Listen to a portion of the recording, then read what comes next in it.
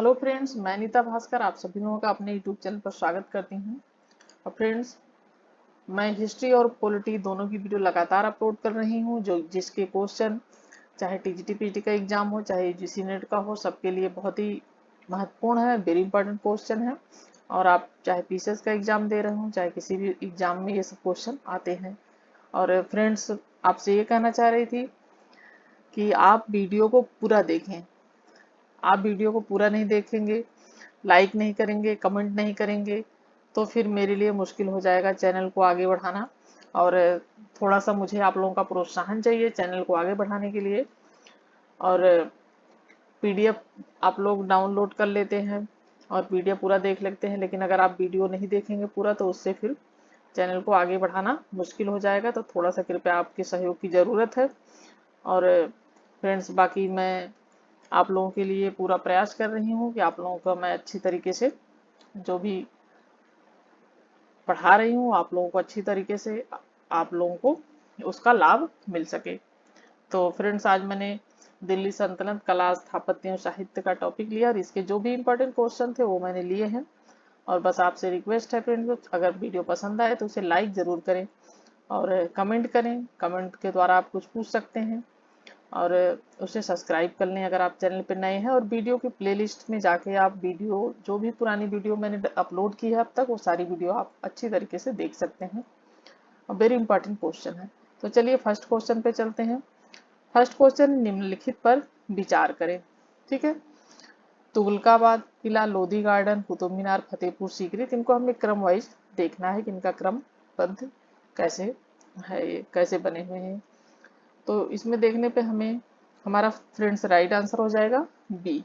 ठीक है, हमारा बी राइट आंसर है, यानी पहले 3 है ये कुतुब मीनार का निर्माण हुआ है, फिर है तुगलकाबाद किला, और फिर है लोधी गार्डन, और फिर है फतेहपुर सीकरी, बाद में अकबर के शासनकाल का है ये। तो ये काफी बात का है। ठीक है,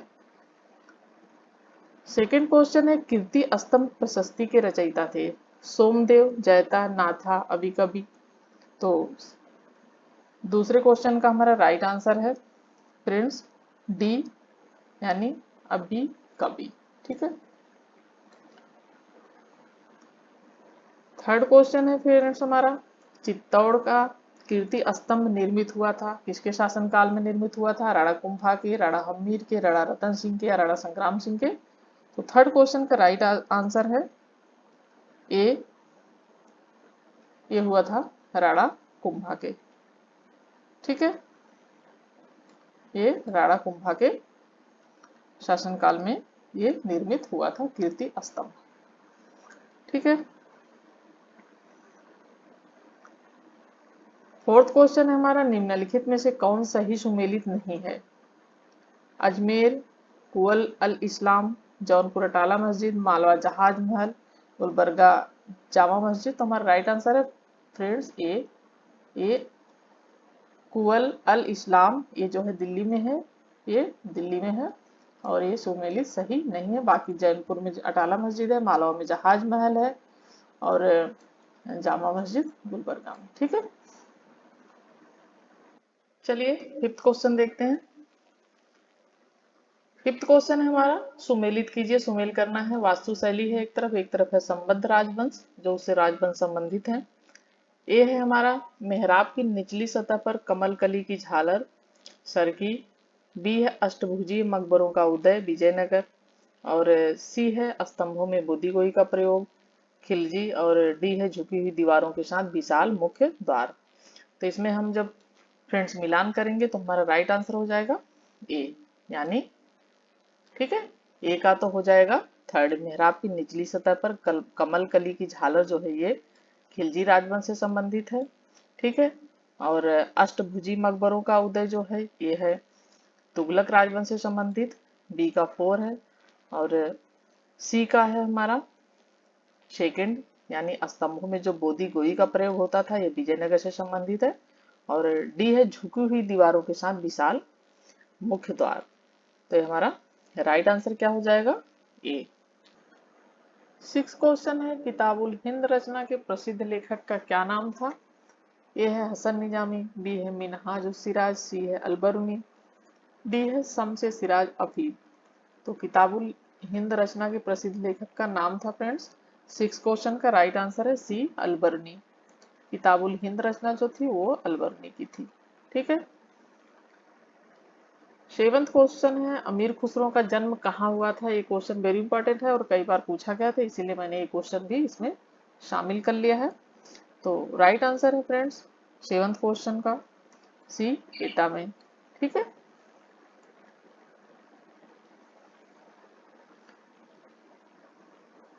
8 क्वेश्चन है फ्रेंड्स हमारा, तूतीय हिंद अमीर खुसरो का जन्म कहाँ हुआ था। पट्टी में, पाटली में, पटियाली में या पटियाला में।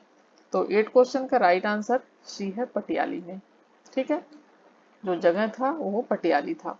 उत्तर प्रदेश के वर्धमान, क्या है वर्धमान कासगंज, ये काशीराम नगर है, जिले के पटियाली नामक स्थान पर 1253 ईस्वी में हुआ था। ये अमीर खुसरो के बारे में क्वेश्चन बहुत पूछता है इस तरीके से, तो इसलिए इसे जरूर ध्यान रखें। 9th क्वेश्चन हमारे निम्नलिखित में से किसने स्वयं को हिंदुस्तान का तोता कहा है। ठीक है। तो कुतुबन उस्मान अमीर खुसरो या अमीर हसन। तो राइट आंसर है सी अमीर खुसरो ने हिंदुस्तान का तोता खुद को कहा है। इनको हिंदुस्तान का तोता कहा जाता है, तोते हैं। अमीर खुसरो ने किसके शासन विकास में अग्रगामी की भूमिका निभाई है। 10th क्वेश्चन है हमारा ब्रजभाषा, ए है, बी है अवधी, सी है खड़ी बोली, डी है भोजपुरी। तो 10th क्वेश्चन का राइट आंसर है फ्रेंड्स सी खड़ी बोली। खड़ी बोली के विकास में अमीर खुसरो ने अग्रगामी की भूमिका निभाई है। 11th क्वेश्चन निम्नलिखित में से किसने दिल्ली के 7 सुल्तानों का शासनकाल देखा है। पिछली बार भी ये क्वेश्चन पीजीटी में आया हुआ था, तो ये बहुत महत्वपूर्ण क्वेश्चन है, मैंने कई बार क्वेश्चन देखा हुआ है। अमीर खुसरो, ख्वाजा मोइनुद्दीन चिश्ती, शेख निजामुद्दीन औलिया या ए और सी दोनों। इसका राइट आंसर है फ्रेंड्स डी, यानी अमीर खुसरो ने भी 7 सुल्तानों का शासनकाल देखा है और निजामुद्दीन औलिया ने भी देखा है। ठीक है। तो ए और सी दोनों ही राइट हैं। दोनों में से किसी के बारे में भी ये पूछता है क्वेश्चन, क्योंकि पिछली बार निजामुद्दीन औलिया के बारे में पूछा था, तो ये राइट है। ठीक है। 12th क्वेश्चन है प्रसिद्ध कवि अमीर खुसरो निम्नलिखित में से किस बादशाह के दरबार से संबद्ध था। नवाब आसिफुद्दौला, गयासुद्दीन बलबन, मोहम्मद शाह रंगीला, कुतुबुद्दीन ऐबक। राइट आंसर है गयासुद्दीन बलबन। ये बलबन का पुत्र था गयासुद्दीन। ठीक है। इसमें डिटेल ले लिया था। अमीर खुसरो बलबन के सबसे बड़े पुत्र महमूद की सेवा में लगा रहा। मंगोलों के साथ एक मुकाबले में महमूद मारा गया। ठीक है। मंगोलों ने अमीर खुसरो को बंदी बना लिया था, किंतु किसी तरह वह जेल से भागने में सफल हो रहा और बलबन के राज दरबार से वह संबद्ध हो गया। अमीर खुसरो बलबन, देखिए कितने बलबन, कैकवाद, जलालुद्दीन खिलजी, अलाउद्दीन खिलजी, मुबारक शाह, गयासुद्दीन तुगलक, मोहम्मद बिन तुगलक के शासनकाल के अंतर्गत रहा। 1335 में कब मृत्यु हुई थी इनकी। 1335 में, सॉरी 1325 में। मोहम्मद बिन तुगलक के सत्ता संभालने के वर्ष में, जिस समय मोहम्मद बिन तुगलक ने सत्ता संभाली थी उसी समय अमीर खुसरो की उसी टाइम साल मृत्यु हो गई थी। और वह ये भी क्वेश्चन पूछ लेता है कि वह किसके शिष्य थे। तो अमीर खुसरो जो निजामुद्दीन औलिया के शिष्य थे और इनके मृत्यु के, निजामुद्दीन औलिया की भी मृत्यु उसी समय हुई थी। उनकी मृत्यु के जस्ट टाइम, मतलब 1-2 दिन बाद ही उनकी मृत्यु भी अमीर खुसरो की भी हो गई थी। ठीक है। उसकी प्रमुख कृतियां, अमीर खुसरो की प्रमुख कृतियां क्या है, रचनाएं क्या है।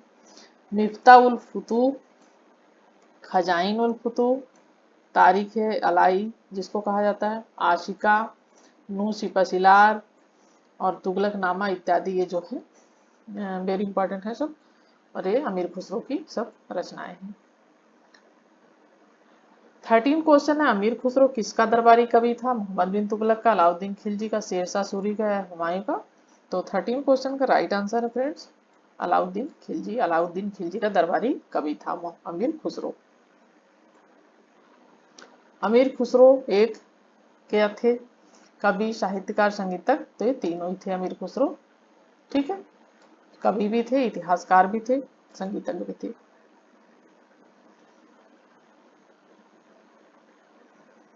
15 क्वेश्चन है, नई फारसी काव्य शैली सबक ए हिंदी अथवा हिंदुस्तानी शैली के जन्मदाता थे जियाउद्दीन बर्नी, अभी इमामी, इशामी या अमीर खुसरो।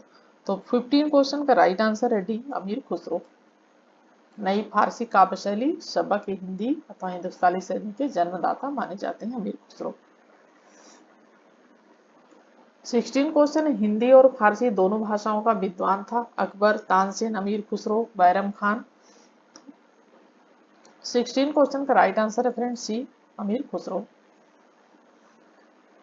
जो हिंदी और फारसी दोनों भाषाओं का विद्वान था, अमीर खुसरो। 17 क्वेश्चन, निम्न कथनों पर विचार कीजिए। हिंदू देवी देवताओं तथा मुस्लिम संतों की प्रशंसा में रचित गीतों का संग्रह किताब नवरस इब्राहिम आदिल शाह सेकंड द्वारा लिखा गया था। दूसरा है, भारत में कव्वाली से जाने जाने वाली संगीत शैली के प्रारंभिक रूप के आरंभकर्ता अमीर खुसरो थे। इन कथनों में से कौन से सही हैं?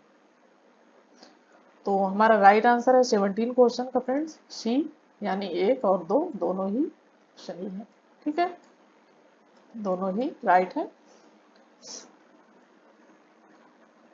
18 क्वेश्चन है, तबकात ए नासरी का लेखक कौन था? वेरी इंपॉर्टेंट क्वेश्चन है। शेख जमालुद्दीन, अलबर्नी, मिनहाजुस सिराज, जियाउद्दीन बर्नी। 18 क्वेश्चन का राइट आंसर है सी, मिनहाज उस सिराज। ठीक है, ताबकात नासरी का लेखक कौन था? मिनहाज उस सिराज। 19 क्वेश्चन है, निम्न भाषाओं में से किस भाषा को दिल्ली सुल्तानों ने संरक्षण प्रदान किया? अरबी, तुर्की, फारसी, उर्दू। तो दिल्ली सुल्तानों ने संरक्षण प्रदान किया था। 19 क्वेश्चन का राइट आंसर हो जाएगा सी, यानी फारसी भाषा को जो है संरक्षण प्रदान किया था दिल्ली के सुल्तानों ने। 20 एंड लास्ट क्वेश्चन है फ्रेंड्स, अप्रभंश शब्द का प्रयोग मध्यकालीन संस्कृत ग्रंथों में होता था। यह राजपूतों में से जातिच्युत लोगों को इंगित करने के लिए, वैदिक कर्मकांडों के त्याग को इंगित करने के लिए भी है। सी है, कुछ आधुनिक भारतीय भाषाओं के आरंभिक रूपों को इंगित करने के लिए। डी है, संस्कृतेतर छंदों को इंगित करने के लिए। तो हमारा राइट आंसर 20 का है फ्रेंड्स। इसमें कुछ आधुनिक भारतीय भाषाओं के आरंभिक रूपों को इंगित करने के लिए। ठीक है, यह है राइट हमारा आंसर। ठीक है, लोक प्रयोग में संस्कृत के विभिन्न रूपों को पतंजलि अपभ्रंश ने कहा है। पतंजलि ने अपभ्रंश कहा है। आधुनिक भारतीय भाषाओं के आरंभिक रूपों को इंगित करने के लिए मध्ययुगीन संस्कृत ग्रंथों में अपभ्रंश शब्द का प्रयोग होता था। विद्वानों का मत है कि उत्तरी भारत के विभिन्न हिंदी बोलियों तथा कश्मीरी, पंजाबी, सिंधी, नेपाली, सोरसैनी, ये सारी भाषाएं हैं। आदि जो भी भाषाएं हैं, इनका आदि भाषाओं मराठी तक का भी विकास जो है अपभ्रंश से ही हुआ है। ठीक है, तो ये पतंजलि ने अपभ्रंश कहा है इसे। ठीक है फ्रेंड्स, आज के 20 क्वेश्चन है ये, और क्वेश्चन पसंद आए हो तो उसे लाइक करें, सब्सक्राइब चैनल को जरूर कर लें, जिससे कि जब भी नई वीडियो अपलोड हो आप तक नोटिफिकेशन तुरंत पहुंच जाए। तो चलिए फ्रेंड्स, आज के लिए इतना ही। Thank you.